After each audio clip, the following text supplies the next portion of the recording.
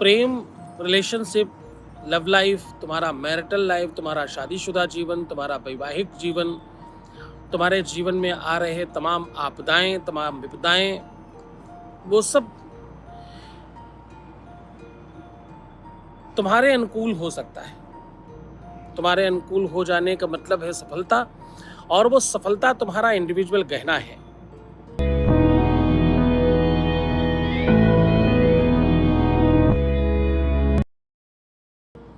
सफलता तुम तब प्राप्त करते हो जब तुम तुम्हारी अपनी तरीके से जीते हो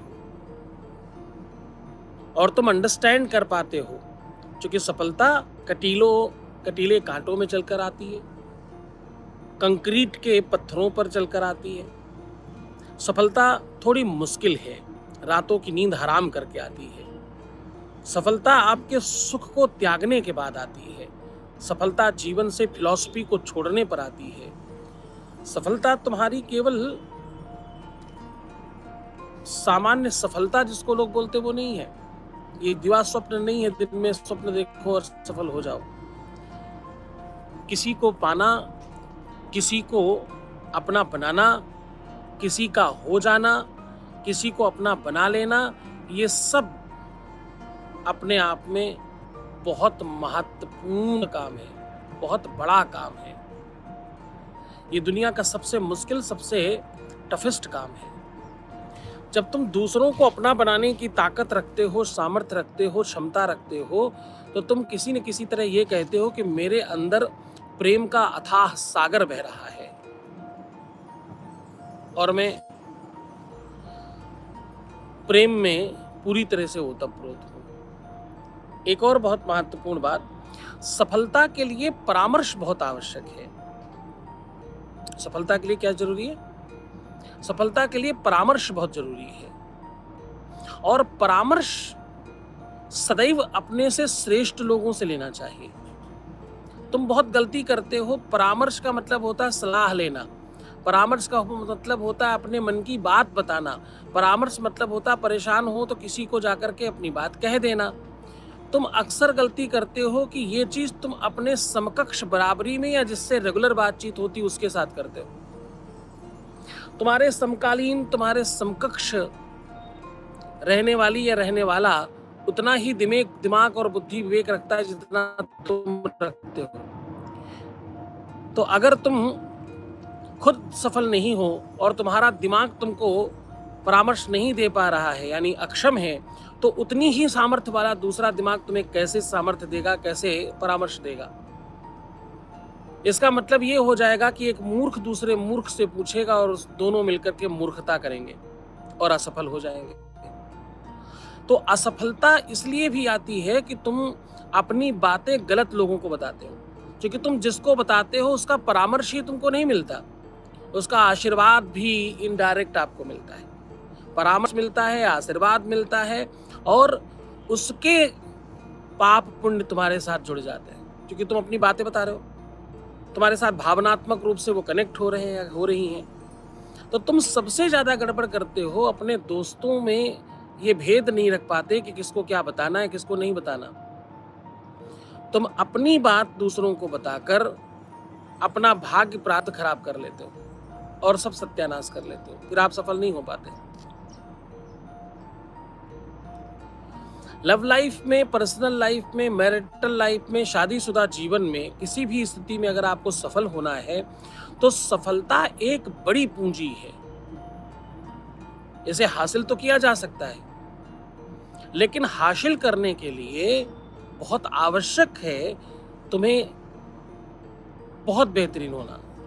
जैसे एक बच्चा जब पढ़ाई करता है तो वो पास हो जाता है, नहीं पढ़ता तो फेल भी हो जाता है। टीचर कितने ही अच्छे हो, स्कूल कितना ही अच्छा हो, पर वो फेल हो जाता है, कारण कि वो खुद नहीं पढ़ना चाहता, उसका फोकस ही नहीं है।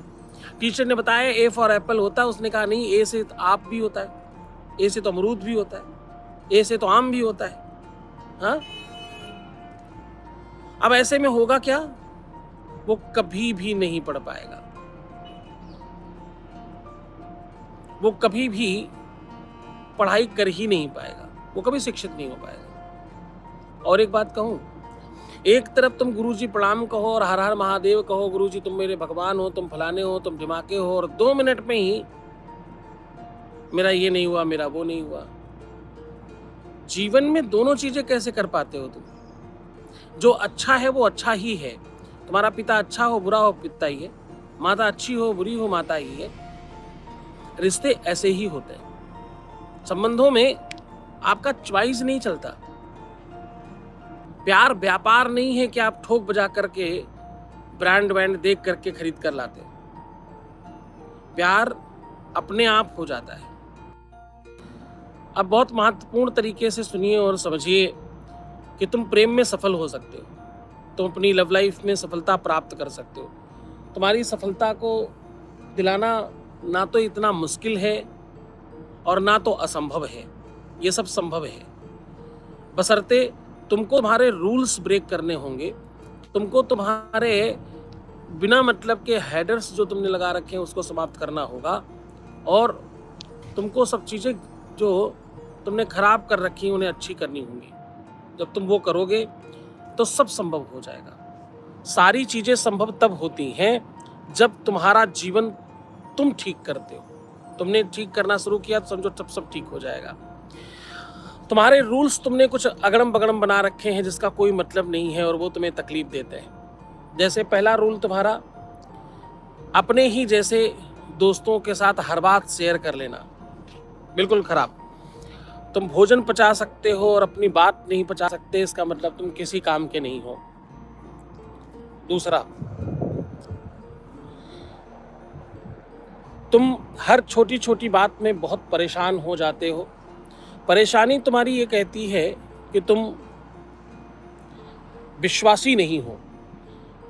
अगर तुम्हें किसी बात का विश्वास होगा, तुम्हें मालूम है घर में खाना पक रहा है, खाना आपके लिए ही बन रहा है, तो आप क्यों आतुर होंगे कि भोजन बनाओ, भोजन बनाओ, भोजन नहीं, भोजन पता नहीं बनेगा कि नहीं, भोजन पता नहीं बनेगा कि नहीं। आप क्यों आतुर होंगे? कितनी भूख लगी हो। और एक तो ये पॉइंट, दूसरा आपका बड़ा इम्पेशेंस हो जाना। जो चीज़ जितने दिनों में होती है वो उतने ही दिनों में होती। कुछ अनाज भी देर से पकता है, चावल जल्दी पकता है, बाजरे की खिचड़ी और देर से पकती, कढ़ी और ज़्यादा समय लेती है। ऐसे ही हर चीज का अपना एक समय है। पुराने लोग कहा करते थे कि धीरे धीरे रे मना, धीरे से सब होए, माली सींचे सो घड़ा, ऋतु आए फल होए। जब ऋतु आती तभी फल होता है। माली के सींचने के कारण फल नहीं आते। फल तब आते हैं जब ऋतु आती है। उसके पहले, उसके पूर्व कुछ नहीं होता। उसके पूर्व एक ही चीज हो सकती है, उसका नाम है आपकी तैयारी। उसके पहले एक ही चीज हो सकती है, वार्षिक परीक्षा अपने समय पर आएगी। आप साल भर तैयारी कर सकते हैं, साल भर अपने आप को प्रिपेयर कर सकते हैं। आपका प्रिपरेशन आपको जिता देगा। अच्छा, समय तो उतना निकल ही जाएगा। आप आपाधापी करेंगे तो वही समय आपको और लंबा लगेगा और भारी लगेगा और मुश्किल से कटेगा। मुश्किल समय देर से कटता है, तकलीफ वाला समय लंबा लगता है। इसलिए जितना आपाधापी करेंगे, जितना उस पर फोकस करेंगे, अगर आप भूल जाएं तो जल्दी कट जाएगा, याद रखेंगे तो देर से कटेगा। अपने गुरु पर विश्वास रखो, भरोसा रखो, अपने इष्ट पर, भगवान पर। सारे संकट कटेंगे, आज नहीं कल कटेंगे। संकटों का काम है जाना, वो जाएंगे ही।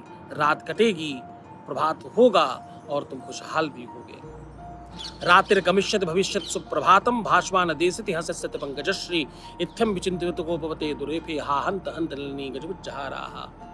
रात कटेगी, सुबह होगा ही होगा, ये भगवान का नियम है। कल मुझे कोई बिटिया बता रही थी कि मेरी मम्मी आपको देखती हैं और उसके लिए बिल्कुल पगलाई सी रहती हैं जब तक आपको देख ना लें। मैंने कहा, बेटा तुम गलत समझ रही हो। वो मुझे केवल देखती नहीं है, उनके जीवन की वो होप है, उनका जीवन का भरोसा है। जरा विचार करना, एक लड़की ने, एक औरत ने, एक महिला ने, एक स्त्री ने सर्वस्व त्याग कर किसी से ब्याह किया।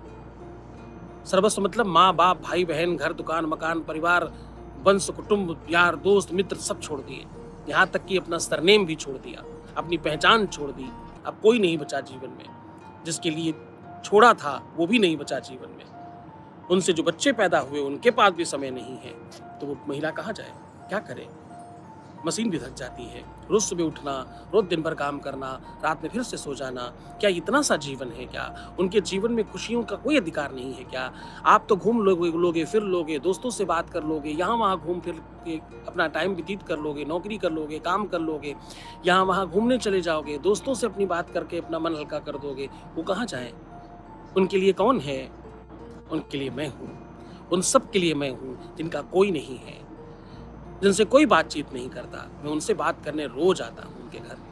तो मैंने उसको बोला, बेटा तुम्हारी मम्मी मुझे देखती नहीं है, मुझसे बात करती हैं। वो अपने गुरुदेव का दर्शन करके अपने मन की बात कह लेती हैं और अपनी मन की बात कहकर हल्की हो जाती हैं। और उनका ये परम विश्वास है कि गुरुदेव सुनते हैं और उस विश्वास को मैं मर्यादित रख रहा हूँ, मैं सुनता भी हूँ। तो आप सब खुश रहें, बेहतर रहें, बेहतरीन रहें। मैं आज जो आपको सोल्यूशन बता रहा हूँ, आपके रिलेशनशिप, आपके लव लाइफ, आपकी मैरिटल लाइफ, आपका पारिवारिक लाइफ, आपका पर्सनल लाइफ, ये सब कैसे ठीक हो सकता है चुटकियों में, उसके लिए सोल्यूशन और समाधान लेकर के आज हाजिर हूँ। दूब घास समझते होंगे, दूर्बा जो जमीन में घास लगती है, दूर्बा को तोड़ लीजिए, उसे साफ कर लीजिए और थोड़ी थोड़ी 10-10, 15-15, 20-20 में आपको देखो दिखाता हूँ, थोड़ा होल्ड करिएगा। ऐसे दूर्बा तोड़ो और दूर्बा के ना इस प्रकार से कुछ 4-4, 6-6 दूर्बा के ये पीछे वाला जो भाग है, ये वाला, इसको तोड़ देना है, निकाल देना है। ये देखो निकाल दिया, ये पीछे का निकल गया, सिर्फ आगे का बचा। तो ये इस प्रकार से आगे के जब थोड़े से पुंज बचे, इनको पीछे से बांध लीजिएगा, इधर साइड से, ये बैक साइड से, यहाँ से इनको कलावे से, कच्चे सूत से, धागे से, कच्चा धागा से आप इसे पीछे से बांध लीजिए।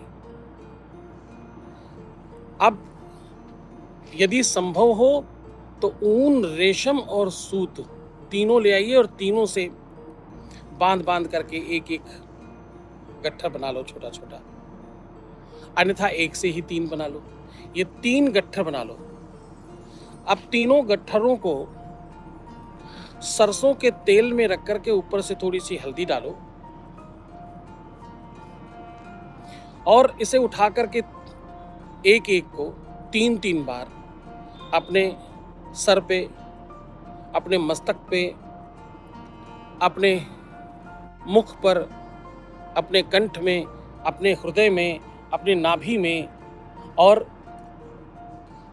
अपनी गोद पर, यानी दोनों पैरों पे स्पर्श करिए और ऐसा 3 बार करिए, वहीं वापस रख दीजिए। ये काम आपको स्नान के पूर्व करना है।